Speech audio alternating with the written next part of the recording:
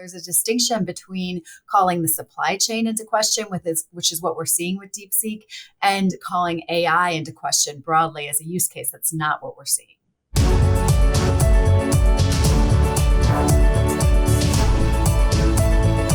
Welcome to Market Moves, Empower's 3-minute take on what's driving the markets today.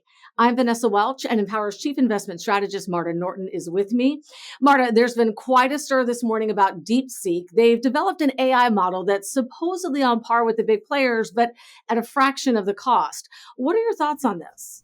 This is getting at one of the assumptions at the heart of AI, which is that AI is very expensive, of course, demanding tremendous power, but also sophisticated chips that we predominantly see at NVIDIA. DeepSeek is calling that into question with AI at a lower price point and without using NVIDIA's chips, which would suggest that NVIDIA could be vulnerable and potentially the dollars spent by these hyperscalers at least partly misguided. Now, I would make a really important point here that there's a distinction between calling the supply chain into question, which is what we're seeing with DeepSeek, and calling AI into question broadly as a use case. That's not what we're seeing. Interesting point, Marta, but it seems like this could really level the playing field for those smaller companies in the AI space.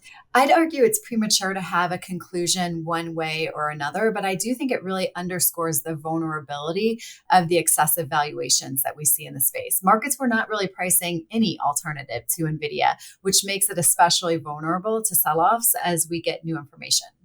Yeah, and we're already seeing some significant market reactions.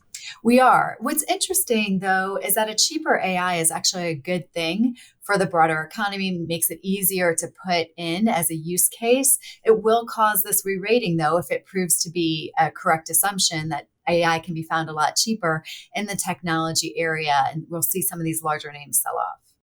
And Marta, when we think about the individual investor, this really underscores the importance of diversification. It does. And remember that diversification is very hard to come by these days when you're thinking that more than 30 cents of every dollar within the S&P 500 is going to the Mag 7 names. What we've called for is balance, which actually means making an active decision to include areas like small cap within a broader portfolio. You always remind us we can't get emotional. We have to remember that balanced, thoughtful approach is really key here. And Marta, I love how you make these complex AI concepts and their market implications so easy for all of us to understand. So big thanks to you. And thanks to all of you for joining us as well for Market Moves. We're going to be back on Wednesday with reaction to the Fed's decision on interest rates. Have a great week.